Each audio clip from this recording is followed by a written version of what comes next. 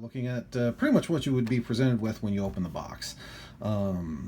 So the first thing you'll notice is Ice Storm, which is the continuation of the small novella that you got in the beginner's game, or the beginner box for Battletech. Just again to kind of immerse you in the lore and the fiction, and to tell you everything that's kind of going on at the time and place that this particular box is set in, if you will. Next thing, you get cardboard standees. Again, these were all punched out because me being a lazy git with 2 kids, I find time to paint and play at a premium. These are cardboard standees. They're pre-colored, as you can see. They have a second piece underneath all this that allows them to stand up on their own. Again, good, heavy, durable cardstock. These things aren't going to fray or mess up very quickly or easily at all. In addition, similar to the beginner box, you get terrain features that you can drop onto your maps to alter the combat. So it's like, oh, I'm playing in the desert map. You know what? I'm going to throw some water on there, and I want to play with the underwater rules, which are covered. So, or you could say, maybe I don't want a hill there. Let me drop this tile on there and kind of obscure it. So you get basically duplicates of every mech that you get in the box here. And again, more terrain tile, single hills, small hills, large hills, that kind of thing. So this is actually a really good way to increase the variety and play of your game without actually having to throw more money at it, if you're still kind of feeling it out. Now, the next thing you'll notice is you'll get your 2 dice, which are standard kind of casino edge dice, and then you'll get 8 pilot cards. What these pilot cards are is it gives you the gunnery, which is what that little triangle symbol is, and piloting. So that's how good they are at controlling their mech. And you'll notice, for example, this one is Lutgard Vintar. He's a Hauptmann, Haussteiner, Unit 10th Lyran Regulars, and he prefers to drive a Thunderbolt. You'll get his bio here, and then you'll get pilot special abilities, which you can get deeper into the more you play your game. And again, just out of the box, these 8 cards, which are double-sided, gives you a lot of variety for your play if you just want to buy this box, buy the beginner box, and stop. However, with the Clan Kickstarter, the Clan Invasion Kickstarter that's out, most people aren't gonna just stop. And we'll get into that in another video. Now, you'll notice these other cards, and you're like, well, what the heck are these? What are these? They look like record sheets. Well, they are and they aren't. What these are for Battletech Alpha Strike. Alpha Strike is basically a kind of a fast play way, more of a modern, if you will, we want to use that term, war game to play Battletech. Basically, they're double-sided. They give you kind of truncated stats to play Alpha Strike without having to go deep down the rabbit hole of like record sheets and constant heat tracking, that kind of thing, and you've got a critical hit chart and everything. So again, you get a double-sided card for each mech in the box, one variant on each side, and it again, it's just another way of playing. We'll get into that in another video. Next, you have the main event, the mechs. Basically, what this box does is it gives you 2 mechs from each weight class. Battle mechs are divided into 2 general weight classes. Light mechs, 20 to 35 tons. Heavy mechs, which are 60 to 75 tons. Medium mechs, which are 40 to 55 tons. And finally, assault battle mechs, which are 80 to 100 tons. Now, your assault battle mechs are real bruisers, so having one of them on the table really can alter the way the game plays. So each mech you get is fully assembled, unpainted. There are some mold lines. I went ahead, and you'll see on some of these, I took the care to knock some of them off. They are kind of this mild PVC plastic that if you've played Star Wars Legion or any other board games, you'll be quite familiar with. First mech we're looking at here is the Locust, the LCT-1V Locust. This your prototypical light scout mech. Lightly armed, lightly armored, but really, really fast. Next you have the Commando, which is mech that is also a light battle mech, 25 tons, lightly armored, but surprisingly well armed for its weight class. So it's well able to punch above its weight, but if you do, you're kind of taking your life in your own hands. The next mech, these are kind of out of sequence. We'll grab a medium mech. Really, it goes light, medium, heavy, then assault. So this is a medium mech, so it's Wolverine, exactly the same that you got in the beginner box, because Wolverines are common as dirt. They are just, they're everywhere. Every house, every mercenary unit, everybody uses them, so it's not a big deal. So we got that. And then the Shadowhawk. The Shadowhawk, again, another very ubiquitous mech that finds its way into pretty much any house, or one of the royal houses, or inner sphere successor states, mercenaries, pirates, anybody that you can think of will use this thing. Again, took some time to try to address some of the mold lines. One of the LRM barrels wasn't terribly pronounced, so I drilled that out. You'll notice that this barrel is a little bent. Now, that's not that big of a deal. Why is that not big of a deal? Because it bends.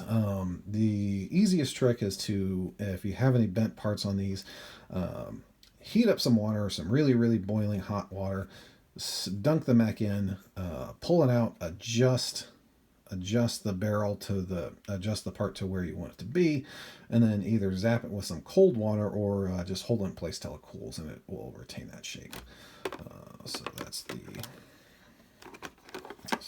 that. And then the next mech is a heavy mech. So this is kind of starts to where you get to the interesting part. This is a catapult. Basically, it's a missile support mech. 2 racks of 15 LRMs and 4 medium lasers to protect itself. It's got jump jets, so it can leap across the battlefield. And again, those are rules that are discussed in the main rule book. They were actually touched upon in the Game of Armor in the beginner box too, because both those mechs, the Griffin and the Wolverine, both have jump jets. Next is, again, very typical of its weight class, the heavy mech, the Thunderbolt, the TDR-5SS, or the 5S Thunderbolt. Well armored, very well armored, heavily armed, as you can see. It's got twin machine guns. It's got a two missile rack of LRMs, 3 medium lasers, LRM 15 rack, and a large laser. What do all those mean, Joe? What's a large laser? What's a medium laser? Good questions, well asked. I'm going to answer those as we crack this farther down. The next thing here you get is the Awesome. Again, this box gives you mechs that pretty much every successor state mercenary unit, your cousins, brothers, dogs, roommates from college would just have. They would have these mechs because they're so common and they're so relevant to the setting. This is an Awesome, again, heavy mech, heavy kind of direct fire support mech. And then you get the 85-ton Battlemaster. The Battlemaster is just a big bruiser that kind of goes around throwing its weight around, bullying the other mechs and taking their lunch money. So that's that. And then you lift this tray up, and you get your map sheets. So your map sheets, again, double-sided. They are kind of a grasslands, and then a desert theme on the back. Deploy this over the way. There you go. So desert map, so you get kind of this high desert look with lots of terrain, lots of peaks and valleys and terrain and scrub that you can go in and fight across. And as you get more familiar with the rules, you'll know more and more how to fight on those pieces of terrain. Here we have another grasslands map, and this has a water feature along with a road. And there's actually rules for a road, and it kind of crosses the battlefield. Rough terrain. It tells you how deep the water is, and you get the desert map. And the desert map, again, has some water features, some high and low spots, kind of the start of a road, and that kind of goes off that way. So these are all, again, really good, really graphically defined maps. So if you're playing them, there's going to be very little chance that you're going to say, "Oh, what's that?" And even if you do, they're clearly labeled how tall they are. Next, you get a more extensive Battletech primer. Basically, this again introduces you to more of the Battletech universe.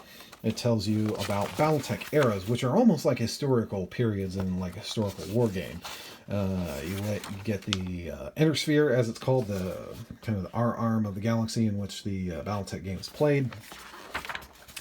And it introduces you to each of the combatants, who they are, what their preferences are, how they fight. You get Mercenaries, House Steiner, and then you get kind of your overview on what's a mech warrior, what's a battle mech. And then these are actually other kind of get started stuff that we'll go into at a later time. And then you get the full rulebook.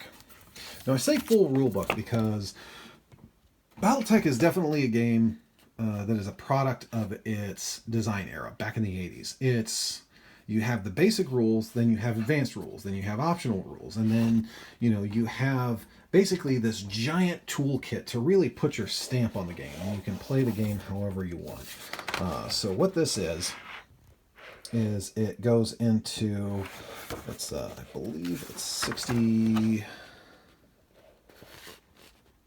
56 pages long, and it introduces you to the game, basically what's in the box, what they're meant to do, map sheets, how they work, record sheets, how they work, and again, we'll do a separate video for those.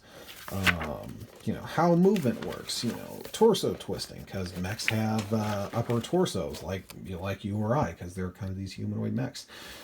How damage works, what's heat, why is it so important, why do mechs generate heat, so all those kind of questions are answered in falling damage. And then you get one of the things that I really like about this particular game is the starter book scenarios are fantastic. I really love the starter book scenarios because they're comprehensive, they cover everything.